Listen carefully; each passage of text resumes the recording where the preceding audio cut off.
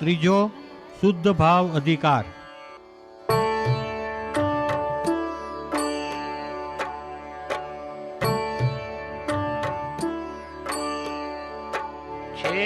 बाह्य तत्व जीवादि सर्वे हेय आत्मा ग्राह्य छे.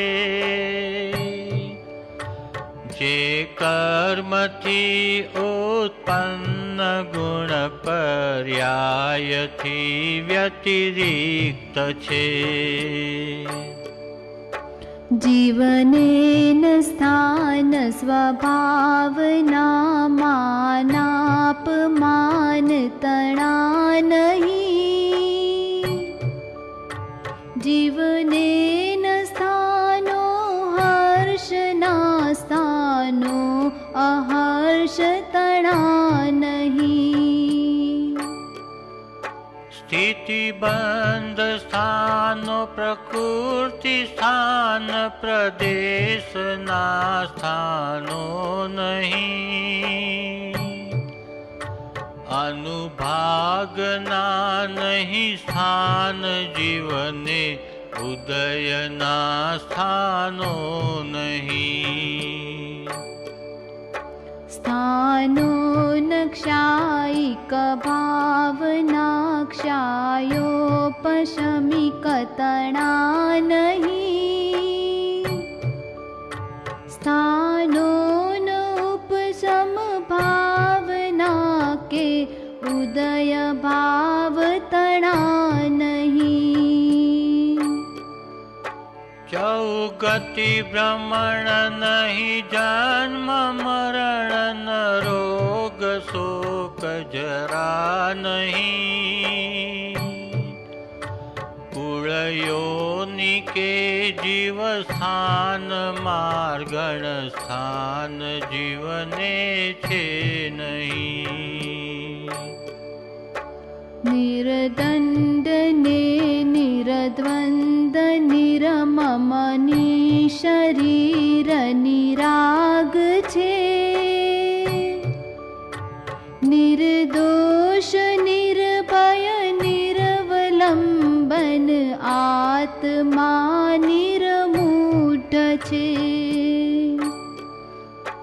निरग्रंथ छे निष्काम छे निक्रोध जीव निरमान छे.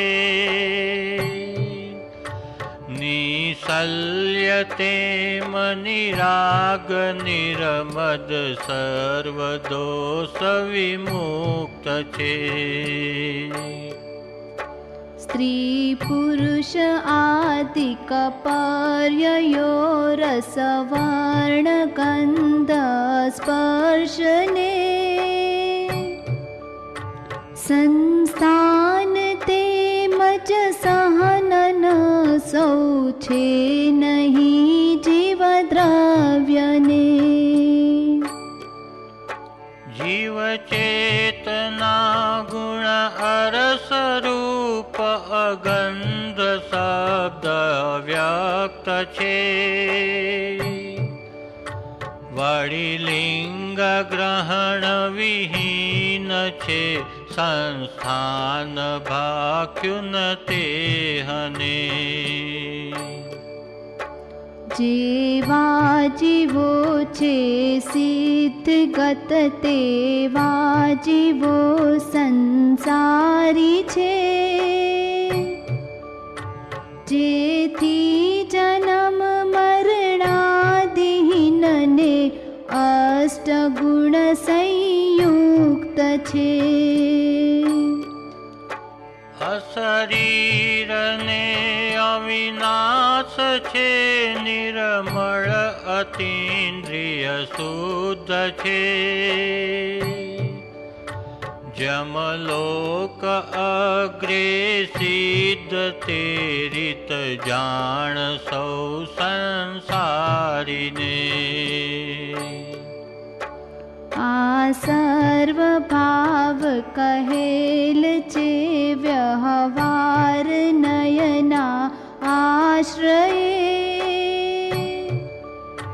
संसारी जीव सम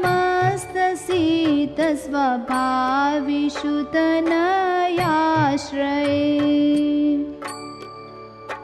पूर्वोक्त भावो परदरव पर भाव तेथी हेय छे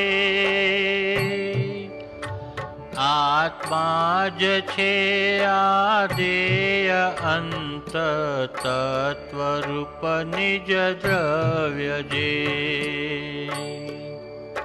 श्रद्धान विपरीत अभिनिवेश विहीन ते सम्यक्त्वचे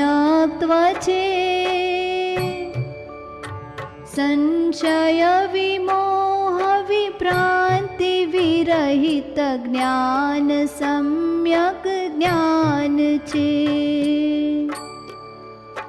चलमल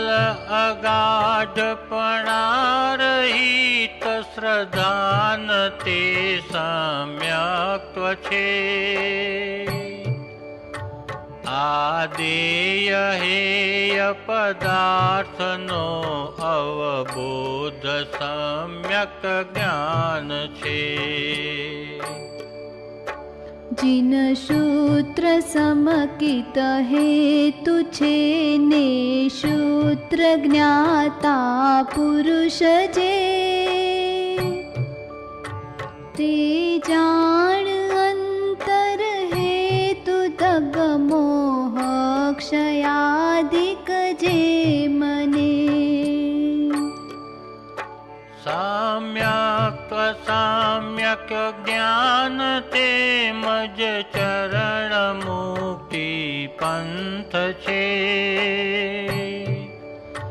तेथी कहिस हूँ चरण ने व्यवहार ने निश्चय वडे